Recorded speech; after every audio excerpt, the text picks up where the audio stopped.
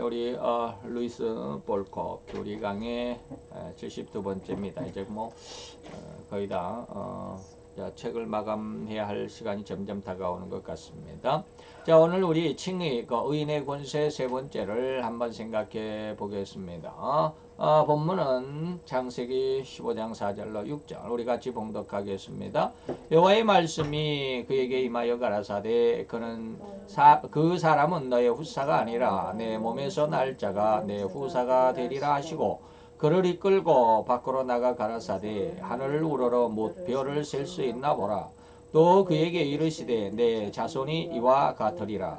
아브라함이 여호와를 믿으니 여호와께서 이를 그의 의로 여기시고 아멘. 의로 여기셨다. 의인의 권세. 오늘 세 번째 시간 이제 퀴즈를 이제 지난 시간에 이어서 오늘 또 한번 생각을 해보도록 하겠습니다. 자, 그렇다면 우리는 우리의 죄를 위하여 기도할 필요가 없을까라고 하는 것이죠. 자, 시편 51편 1절로 3절까지 보니까 이제 다윗이 고백을 하죠. 하나님이여 주의 인자를 좇아 나를 긍휼히 여기시며 주의 많은 자비를 좇아 내 죄가를 도말하소서. 나의 죄악을 말갛게 씻기시며 나의 죄를 깨끗이 제하소서. 대전하는 내 죄가를 아오니 내 죄가 항상 내 앞에 있나이다 라고 이렇게 고백을 했죠. 하나님 앞에 늘 자기 어떤 그 연약함과 부족함, 자기 어떤 실수와 또 잘못들, 심지어는 범죄하는 죄의 이 모든 것까지라도 하나님 앞에 내려놓고 기도하는 회개에 기도하는 다윗을 봅니다. 요한일서 1장 9절로 10절까지 보니까 만일 우리가 우리 죄를 자백하면 죄가 있어요 없어요? 있다 이 말이에요. 예수 그리스도 앞에 십자가 앞에서 우리의 모든 죄가 다 용서가 됐다면 다시는 죄를 자백할 필요가 없죠. 왜? 하나님이 다 용서를 했는데 말이죠. 그런데 그게 아니다라고 하는 것이죠. 우리가 십자가 앞에서 죄의 모든 그 지옥의 멸망의 대가 그것을 다 용서는 받았지만 여전히 우리는 죄 가운데 있다라는 말씀을 늘 말씀드립니다.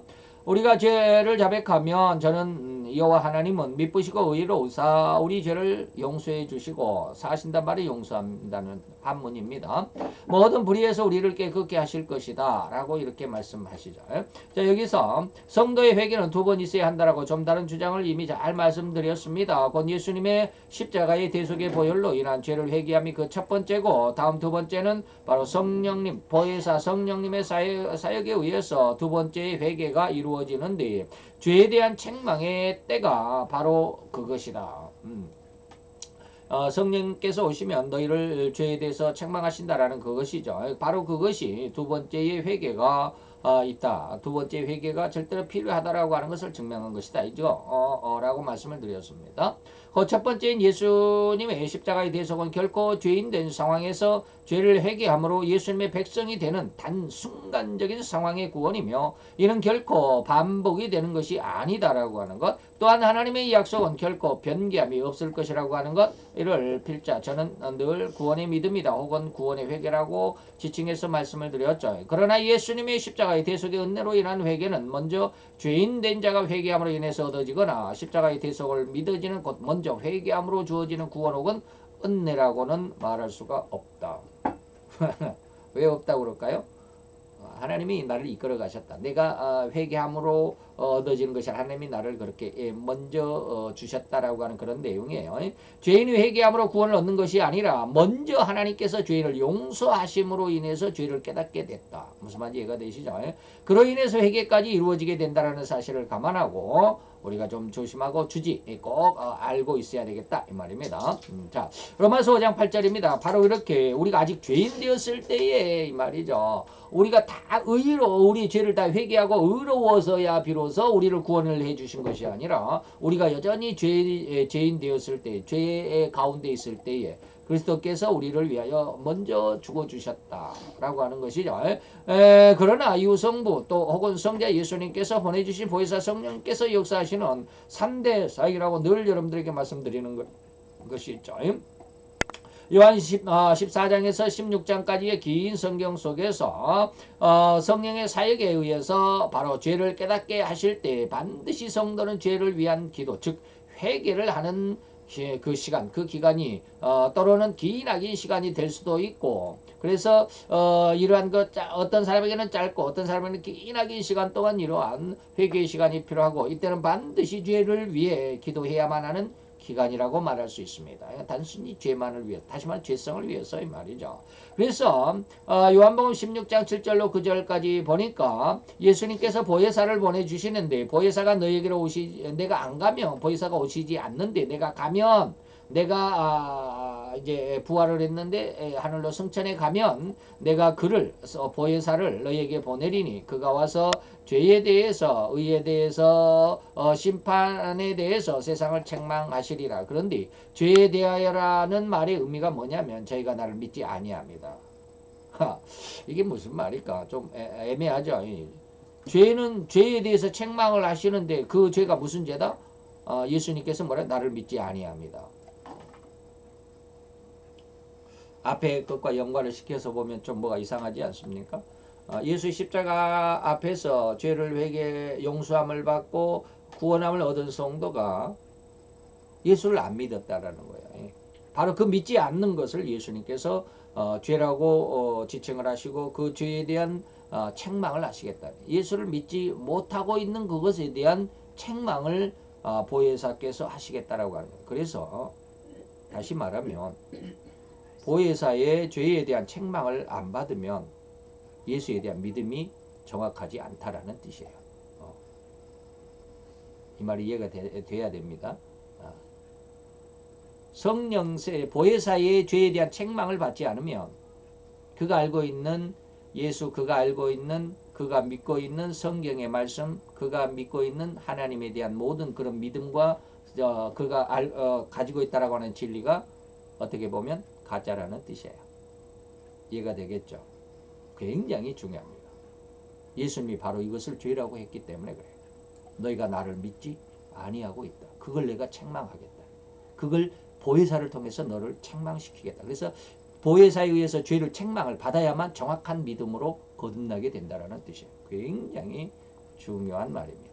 다섯 번째입니다. 칭의로 말미암아 우리는 하나님 앞에 어떤 자격을 얻을 것, 어떤 자격입니다. 여기서는 갈라디아서 4장 5절로 6절에 보니까 율법 아래 있는 자를 속량하셨다. 그래서 뭘로? 아들의 명분을 얻게 하고. 어떤 자격을 얻어요? 아들, 하나님의 아들의 명분의 자격을 얻었다라는 것이죠. 베드로전서 1장 3절로 7절까지 쭉 보니까 칭의로 인해서 그로 예수님의 부활로 말미암아서 우리를 거듭나게 하사 뭘 갖게 했다? 산소망, 살아있는 소망. 우리로 이 육신 속에 살지만 그러나 천국의 자녀라고 하는 소망. 더욱이는 썩지 않고 더럽지 않고 쇠하지 아니하는 기업, 천국을 기업으로 있게 하겠다.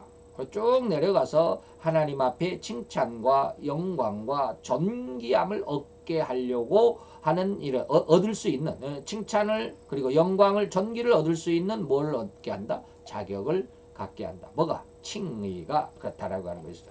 자, 칭의는 죄인으로 하여금 하나님의 아들이 되게 하는 법적인 용어이며, 하나님의 법정 앞에서 하나님의 선언이신 것이다. 고로 이 선언은 결코 변개될 수도 변개할 수도 없는 영원히 완전한 선언이기 때문에 성도들이 믿을 수 있는 가장 귀한 은혜라고 말할 수 있는 것이다.